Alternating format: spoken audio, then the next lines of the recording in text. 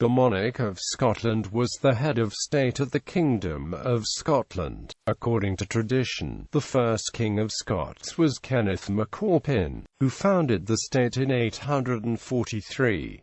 The distinction between the Kingdom of Scotland and the Kingdom of the Picts is rather the product of later medieval myth and confusion from a change in nomenclature, i.e.Rex Pictorum becomes Rí Alban under Donald II when annals switched from Latin to vernacular around the end of the 9th century, by which time the word Alba in Gaelic had come to refer to the Kingdom of the Picts rather than Britain. The Kingdom of the Picts just became known as Kingdom of Alba in Gaelic, which later became known in Scots and English as Scotland. The terms are retained in both languages to this day. By the late 11th century at the very latest, Scottish kings were using the term Rex Scotorum, or King of Scots, to refer to themselves in Latin. The title of King of Scots fell out of use in 1707, when the Kingdom of Scotland was merged with the Kingdom of England to form a single Kingdom of Great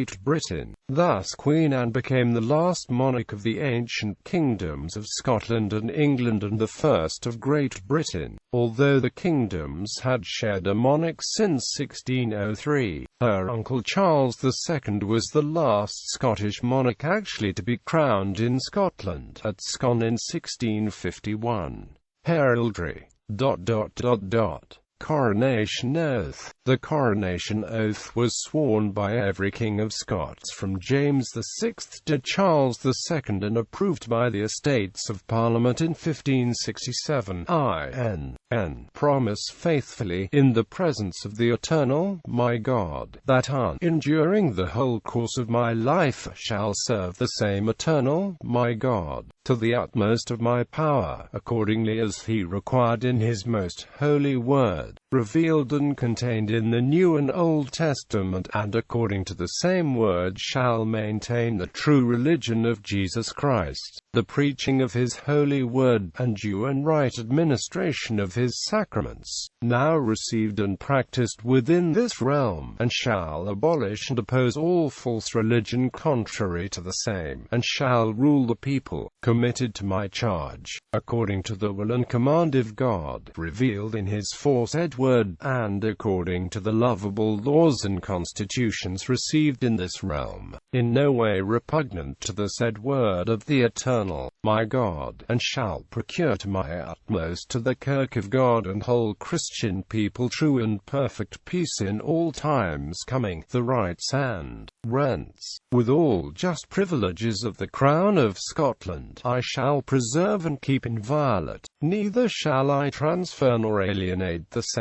I shall forbid and repress in all estates and all degrees theft, oppression and all kind of wrong. In all judgments I shall command and procure that justice and equity be kept to all creatures without exception, as he be merciful to me and you that is the Lord and Father of all mercies, and out of all my lands and empire I shall be careful to root out all heresy and enemies to the true worship of God, that shall be convicted by the true Kirk of God of the foresaid crimes, and these things above written I faithfully affirm by my solemn oath. The Coronation Oath sworn by William II, Mary II and Anne was approved by the Parliament of Scotland on the 18th of April 1689. The oath was as follows: We, William and Mary, King and Queen of Scotland, faithfully promise and swear, by this our solemn oath, in presence of the Eternal God, that during the whole course of our life we will serve the same Eternal God, to the utmost of our power, according as he has required in his most holy word, revealed and contained in the New and Old Testament, and according to the same word shall maintain the true religion of Christ Jesus, the preaching of his holy word, and the due and right ministration of the sacraments, now received and preached within the realm of Scotland, and shall abolish and gainstand all false religion contrary to the same, and shall rule the people committed to our charge, according to the will and command of God, revealed in his aforesaid word, and according to the laudable laws and constitutions received in this realm, no ways repugnant to the said word of the eternal God, and shall procure, to the utmost of our power, to the Kirk of God, and whole Christian people, true and perfect peace in all time coming, that we shall preserve and keep inviolated the rights and rents, with all just privileges of the Crown of Scotland, neither shall we transfer nor alienate the same, that we shall forbid and repress in all estates and degrees, reef, oppression and all kind of wrong, and we shall command and procure that justice and equity in all judgments be kept to all persons without exception. U.S. The Lord and Father of all mercies shall be merciful to us, and we shall be careful to root out all heretics and enemies to the true worship of God, that shall be convicted by the true Kirk of God, of the aforesaid crimes out of our lands and empire of Scotland. And we faithfully affirm the things above written by our solemn oath. List of Monarchs of Scotland. House of Alpin. The reign of Kenneth MacAlpin begins what is often called the House of Alpin, an entirely modern concept. The descendants of Kenneth MacAlpin were divided into two branches.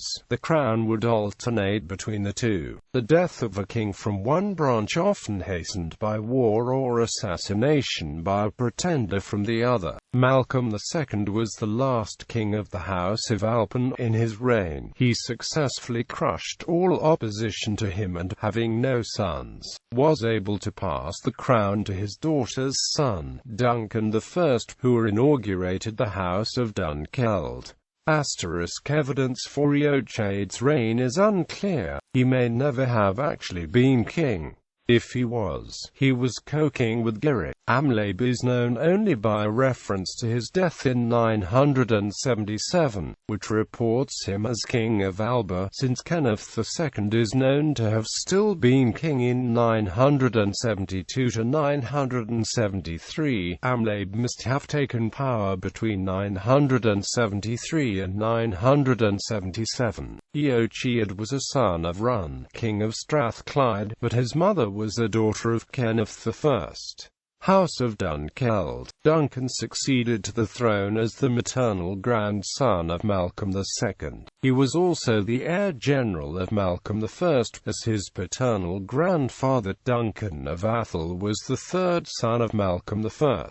The House of Dunkeld was therefore closely related to the House of Alpin. Duncan was killed in battle by Macbeth, who had a long and relatively successful reign. In a series of battles between 1057 and 1058, Duncan's son Malcolm III defeated and killed Macbeth and Macbeth's stepson and heir Lully, and claimed the throne. The dynastic feuds did not end there. On Malcolm's death in battle, his brother Donald Ban claimed the throne, expelling Malcolm's sons from Scotland. A civil war in the family ensued, with Donald Ban and Malcolm's son Edmund opposed by Malcolm's English-backed sons, led first by Duncan II and then by Edgar. Edgar triumphed, sending his uncle and brother to monasteries. After the reign of David I, the Scottish throne was passed according to rules of primogeniture, moving from father to son, or where not possible, brother to brother. House of Sverre. The last king of the House of Dunkeld was Alexander III. His wife had borne him 2 sons and a daughter, but by 1286 his sons were dead and his daughter, Margaret, had borne only a single daughter, also named Margaret, to her husband Eric II of Norway before herself dying. Alexander had himself remarried, but in early 1286 he died in an accident while riding home. His wife, Yolanda of Dreux, was pregnant, but by November 1286 all hope of her bearing a living child had passed. Accordingly, in the Treaty of Salisbury, the Guardians of Scotland recognized Alexander's 3-year-old granddaughter, Margaret of Norway, as Queen of Scots. Margaret remained in her father's Kingdom of Norway until autumn 1290, when she was dispatched to Scotland. However, she died on the journey in Orkney, having never set foot on Scottish soil, and without being crowned at Scone. She is thus sometimes not considered queen by nationalists. First interregnum House of Balliol. The death of Margaret of Norway began a 2-year interregnum in Scotland caused by a succession crisis. With her death, the descent of William I became extinct, nor was there an obvious heir by primogeniture. 13 candidates presented themselves. The most prominent were John de Balliol, great-grandson of William I's younger brother David of Huntingdon, and Robert de Bruce, Lord of Annandale, David of Huntingdon's grandson. The Scottish magnates invited Edward I of England to arbitrate the claims. He did so, but forced the Scots to swear allegiance to him as overlord. Eventually, it was decided that John de Balliol should become king. He proved weak and incapable, and in 1296 was forced to abdicate by Edward I, who then attempted to annex Scotland into the Kingdom of England. Second interregnum House of Bruce. For 10 years, Scotland had no king of its own. The Scots, however, refused to tolerate English rule. First William Wallace and then, after his execution, Robert the Bruce fought against the English. Bruce and his supporters killed a rival for the throne, John III Cummin, Lord of Badenoch, on the 10th of February 1306 at Greyfriars Church in Dumfries. Shortly after, in 1306, Robert was crowned King of Scots at Scone. His energy, and the corresponding replacement of the vigorous Edward I with his weaker son Edward II, allowed Scotland to free itself from English rule. At the Battle of Bannockburn in 1314, the Scots routed the English, and by 1329 the English had agreed by treaty to accept Scottish independence. Robert's son David acceded to the throne as a child. The English renewed the war with Scotland, and David was forced to flee the kingdom by Edward Balliol, son of King John, who managed to get himself crowned King of Scots and to give away Scotland's southern counties to England before being driven out again. David spent much of his life in exile, first in freedom with his ally, France, and then in prison in England. He was only able to return to Scotland in 1357.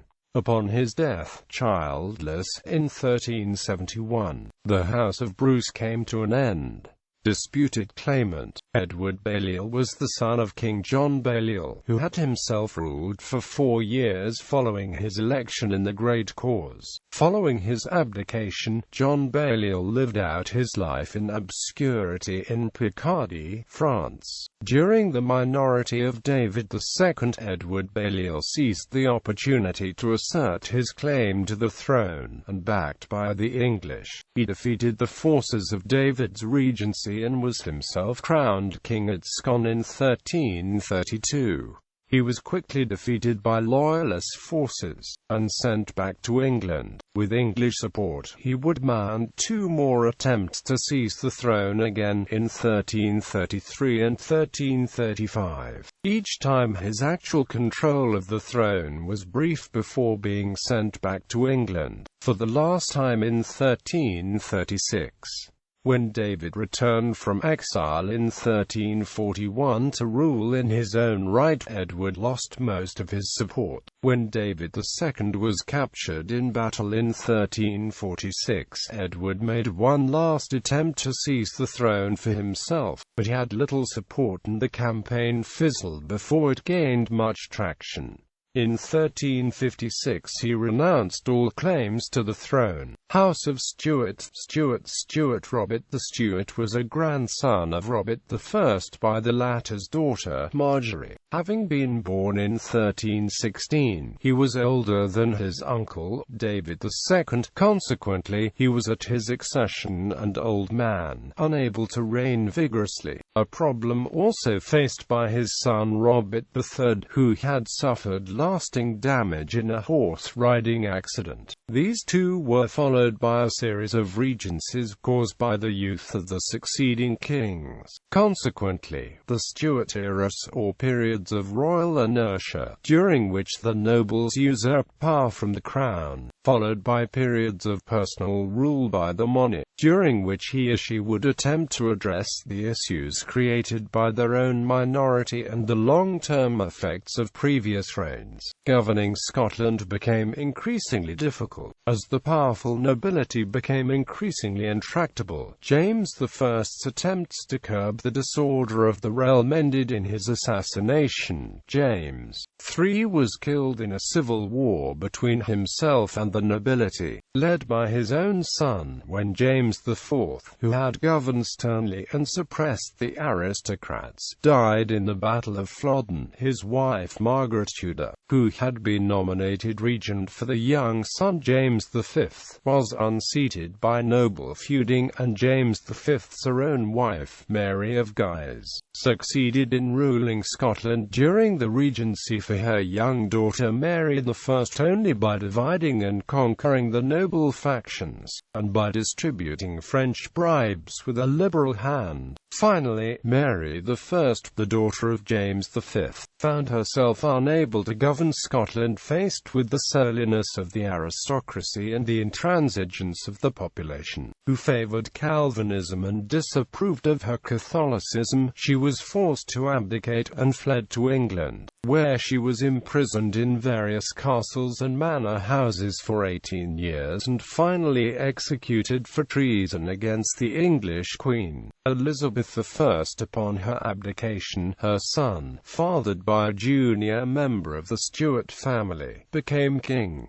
Stuart. The Stuarts of Lennox were a junior branch of the Stuart family. They were not, however, direct male line descendants of Robert II, the first Stuart who became King of Scots, but rather that of his ancestor Alexander Stuart, 4th High Stuart of Scotland. In the past, through the means of the old alliance with France, they had adapted the surname to the French form, Stuart. Consequently, when the son of the Earl of Lennox, Henry, Lord Darnley, married the Queen of Scots, Mary I, the son, as the first king of the Lennox branch of the Stuart family, ruled as a Stuart. James VI also became King of England and Ireland as James I in 1603, when his cousin Elizabeth I died. Thereafter, although the two crowns of England and Scotland remained separate, the monarchy was based chiefly in England. Charles I, James's son, found himself faced with civil war. The resultant conflict lasted 8 years, and ended in his execution. The English Parliament then decreed the monarchy to be at an end. The Scots Parliament, after some deliberation, broke the links with England, and declared that Charles II, son and heir of Charles I, would become king. He ruled until 1651, when the armies of Oliver Cromwell occupied Scotland and drove him into exile. House of Stuart. With the Restoration, the Stuarts became kings of Scotland once more. But Scotland's rights were not respected. The Scottish Parliament was, during the reign of Charles II, dissolved, and his brother James was appointed Governor of Scotland. James himself became James VII in 1685. His Catholicism was not tolerated, and he was driven out of England after 3 years. In his place came his daughter Mary and her husband William of Orange, the ruler of the Dutch Republic. They were accepted as monarchs of Scotland after a period of deliberation by the Scottish Parliament, and ruled together as William II and Mary II. An attempt to establish a Scottish colonial empire through the Darien scheme, in rivalry to that of England, failed, leaving the Scottish nobles who financed the venture for their own profit bankrupt. This coincided with the accession of Queen Anne, daughter of James VII, and had multiple children, but none of these survived her, leaving as her heir her half-brother, James, then living in exile in France. The English favoured the Protestant Sophia of Hanover as heir. Many Scots preferred Prince James, who as a Stuart was a Scot by ancestry, and threatened to break the union of crowns between England and Scotland by choosing him for themselves. To preserve the union, the English elaborated a plan whereby the two kingdoms of Scotland and England would merge into a single kingdom, the Kingdom of Great Britain, ruled by a common monarch, and with a single parliament. Both national parliaments agreed to this, and some subterfuge as a total majority of signatories was needed to ratify the Scottish Parliament's assent, bribes and payments. Thereafter, although monarchs continued to rule over the nation of Scotland, they did so first as monarchs of Great Britain, and from 1801 of the United Kingdom. For the British monarchs, see List of British monarchs. Jacobite claimants. James VII continued to claim the thrones of England, Scotland, and Ireland. When he died in 1701, his son James inherited his father's claims, and called himself James VIII of Scotland and III of England and Ireland. He would continue to do so all his life, even after the kingdoms of England and Scotland were ended by the merging as the Kingdom of Great Britain. In 1715, a year after the death of his sister, Queen Anne, and the accession of the cousin George of Hanover, James landed in Scotland and attempted to claim the throne. He failed, and was forced to flee back to the continent. A second attempt by his son, Charles, on behalf of his father, in 1745, also failed. Both James's children died without legitimate issue, bringing the Stuart family to an end. James VIII, also known as the Old Pretender, son of James VII, was claimant from 1701 until his death in 1766. Charles III, also known as the Young Pretender and often called Bonnie Prince Charlie, son of James VIII, was claimant from his father's death until his own death in 1788 without legitimate issue. Henry I, brother of Charles III and youngest son of James VIII, died unmarried in 1807. After 1807, the Jacobite claims passed first to the House of Savoy, then to the Modernese branch of the House of Habsburg-Lorraine, and finally to the House of Wittelsbach. The current heir is Franz, Duke of Bavaria. Neither he nor any of his predecessors since 1807 have pursued the claim. Other claimants, Idi Amin Dada, consistently claimed, starting in 1976, to be the uncrowned King of Scotland. Timeline of Scottish monarchs. Acts of Union. The Acts of Union were twin parliamentary acts passed during 1706 and 1707 by the Parliament of England and the Parliament of Scotland, putting into effect the terms of the Treaty of Union, agreed on the 22nd of July 1706, following prolonged negotiation between Queen Anne's commissioners representing both parliaments.